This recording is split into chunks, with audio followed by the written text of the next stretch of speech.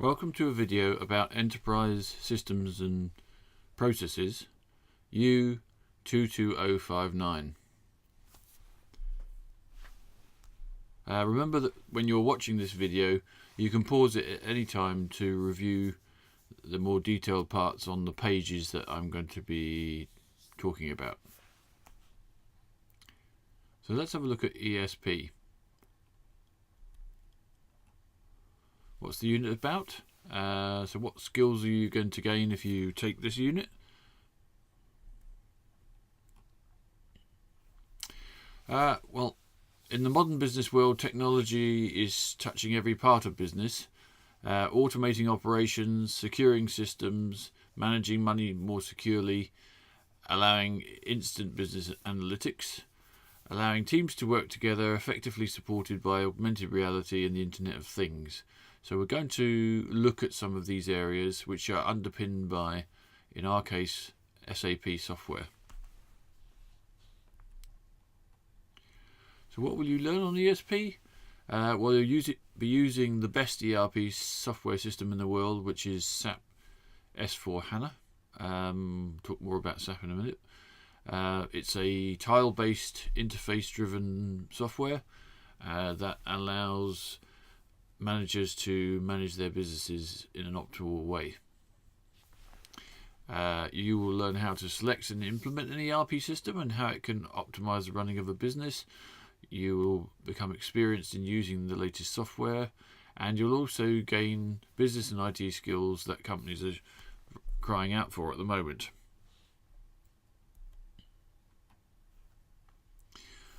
We'll spend some time giving you an understanding of the enterprise. The fact that they're now driven by modern databases that are thousands of times faster, very much faster than before.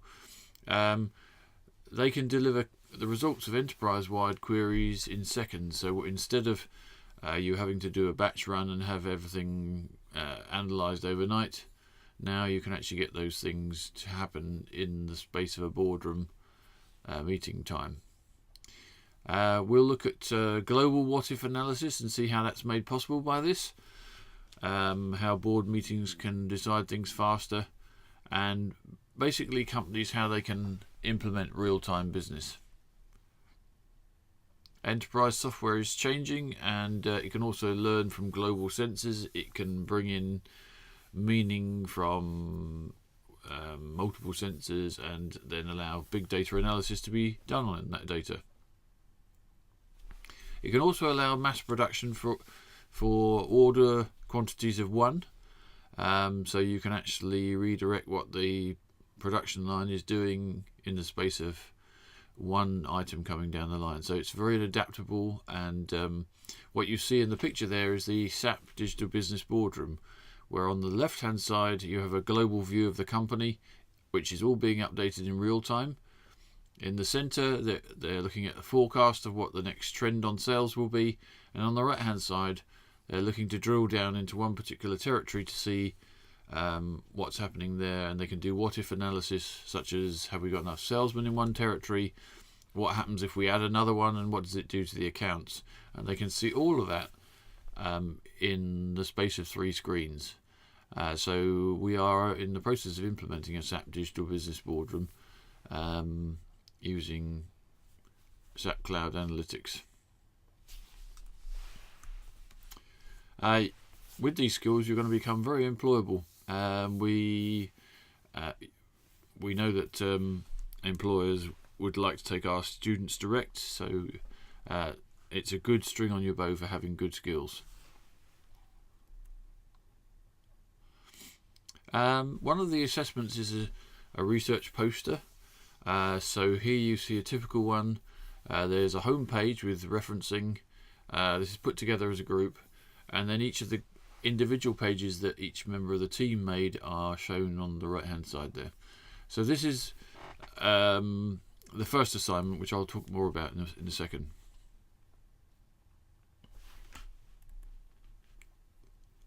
So what are enterprise systems? They enable small to large size companies to effectively run simple, so to do complicated things but make it look easy.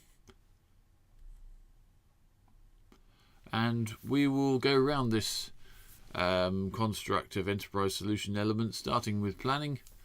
We'll look at how the ERP market's formed and the vendors in that market.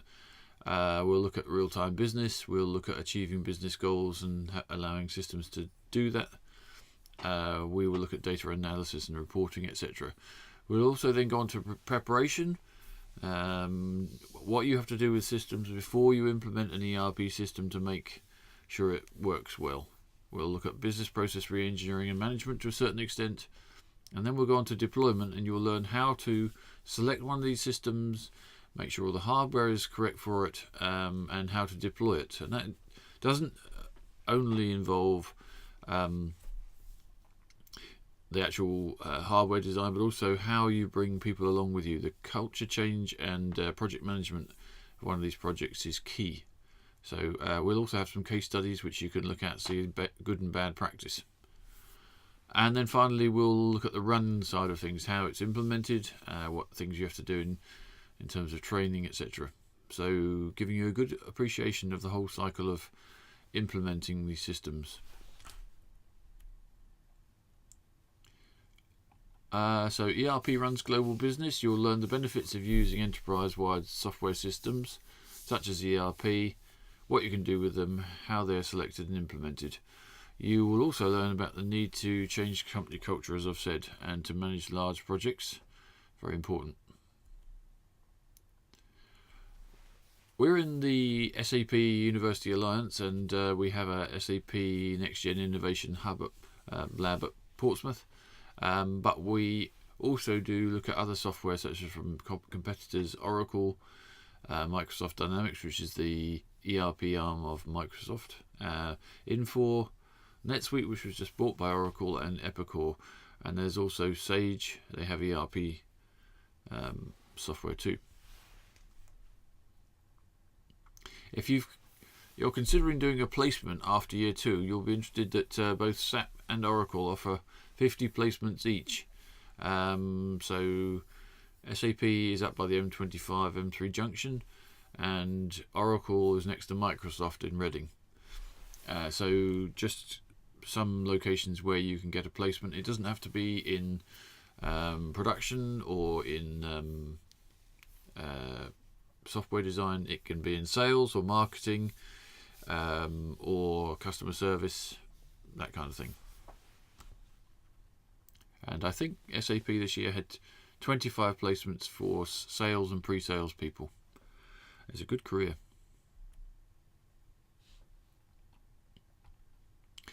So this is SAP's headquarters building in Waldorf, Germany. Last year they turned over 22 billion euros. So it's a big company. And it actually helps a large proportion of global companies to operate. SAP supports the operations of 75% of companies in the Forbes Global 2000 Index.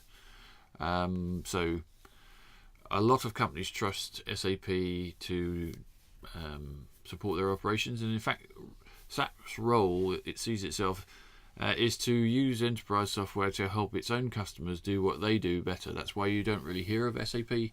You just hear about their customers. So we'll do some lab practice using colour printed workbooks that are spiral bound, that lie flat on the desk and don't take up too much desk space, which you will be given for free. There are 2 workbooks that cover the year. So yeah, that's what we work to in the lab. You'll look at business processes.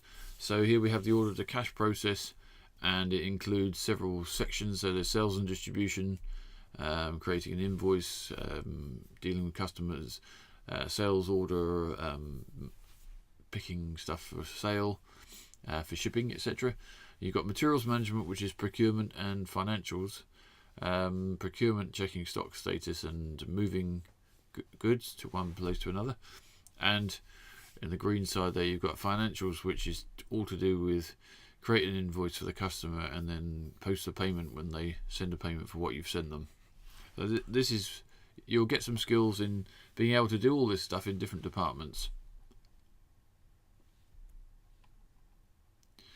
So teaching resources, let's have a look at the lectures, practical sessions and learning resources. The lectures and labs are every other week. So 1 week you have a lecture, 1 week you have a lab, each of which is 2 hours. The lecture program will be covering all the lectures, even if you have no IT background. After doing this unit, you'll have a good understanding of how business can properly be managed and supported by technology. In the blue squares, we provide information on what strategies are needed to better run a business, plus how cloud computing and the Internet of Things extend the business into the environment.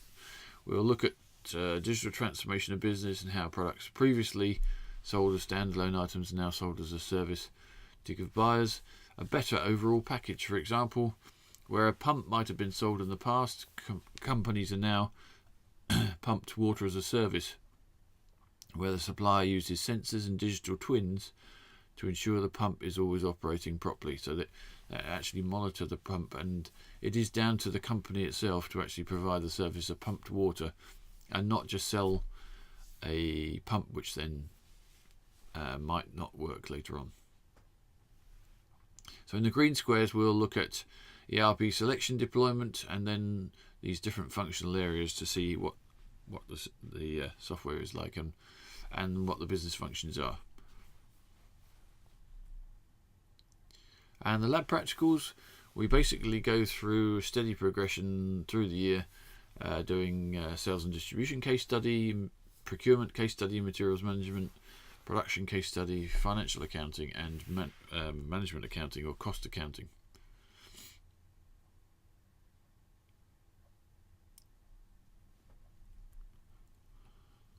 So how will you be assessed? There's no exam in this unit. The courseworks are rated 50% each. So let's have a look at these. The first assignment, as I said, was the poster defence. So you have a group presentation where each of you defends your part of the poster in front of the rest of your peers, and that is actually marked to a rubric, which is where we just allow people to circle what rating they think they had. Both myself and Andrew Perrins, who's the other member of the teaching team, will be there to moderate the marking, which will be a certain amount of peer marking going on there. So this is a formally researched research poster, formally referenced. The other 50% of the unit is to do with a screencast. You make a screencast using Camtasia, what used to be Camtasia Studio. It's a screencasting tool. You create your presentation on a PowerPoint and then you record audio over the top and any other edits you want to do. So the screencast is answering the question, how is SAP able to remain the market leader? And you have to go through all the ways that it has managed to do that over the years, and then also you can illustrate your answer with some screen dumps taken from your lab work, and that together is the mark for the SAP ERP component of the unit. Students quite often make some really cracking screencasts actually, so you will enjoy it, although perhaps it appears daunting at the beginning. It is actually reasonably easy to do. Very similar to the video you're watching now. So what will you have to deliver? Assignment 1 is the research poster that has to be handed in early February, or late February, sorry, and the poster defence days are in February. And then the screencast is the other 50%. Hand-in date is the end of April, so quite a long time to get that done. And the question to answer there is, how does SAP keep itself ahead of the competition? The other one, assignment 1, there are about 6 questions you can answer. So learning resources, let's have a look at those. So the teaching team consists of me, Dave Starkey, and my colleague Andy Perrins. We're here to help you get the most out of the lectures and labs. Andy and I take it in turns to do, or perhaps we teach different sessions of the lectures, and we also both double up on the labs, so you get plenty of access to tutors. Also, design thinking, we will be in the teal room for lectures, and so you get the benefits of the group working environment, and this is where you'll do your poster defence on one of the screens around the room. And then the lab work is in RB 105 or one of the other RB labs, SAP Next Gen branded labs. So these sessions allow you to work on your assignments with briefings and problems by leading customers, and we have each year we'll have 2 consolidation week inner gems where you work on these problems that customers have given us to work on. So that will stretch you a little bit, but it will be fun also, and you'll get to know your team very well in the first inner gem. So slightly different, more interesting stuff to do, hopefully.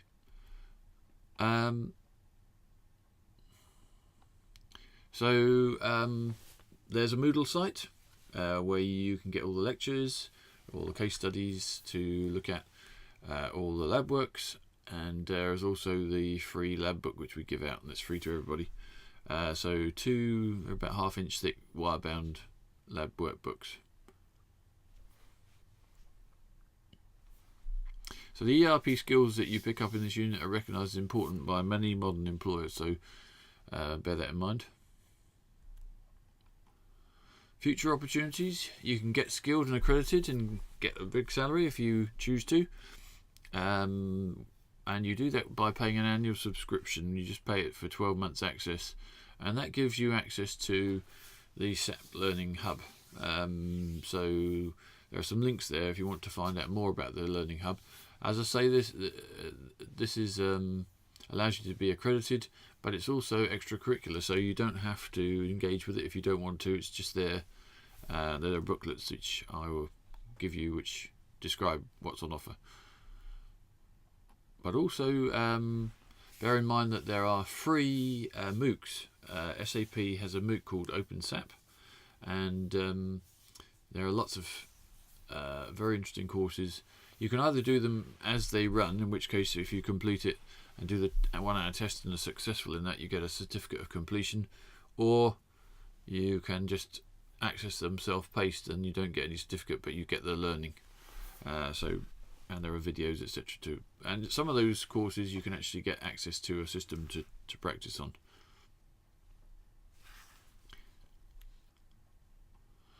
Related intern and future salaries. So, for example, an intern at SAP would probably be earning 17,500 to 18,000, and then that can go right up to, if you're a principal consultant, 71,000, a sales executive 87,000, sales director 105,000. It's very well paid work.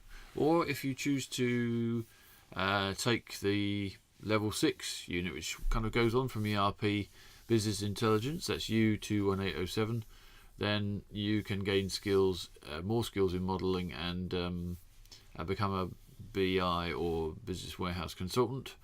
Anything between about 53,000 and 74,000, depending on where you're employed. So some very lucrative salaries. You can also have graduate programs at places like GlaxoSmithKline. They have a Future Leaders program in IT, and you'll be doing things like using SAP there. So a career at SAP or Oracle, one of the other companies like that, can be very lucrative. We'll take you on a free coach trip to ExperienceSEP. So this is the UK headquarters, up at Clockhouse Place, it's called, near Heathrow. And but on the bottom right, there's one of the groups that we took up there a couple of years ago. That one was the ExperienceSEP Centre. Is a multimedia experience on the ground floor of the building, and you can drive a virtual racing car. You can work in design thinking workshops, and we will have you doing some design thinking.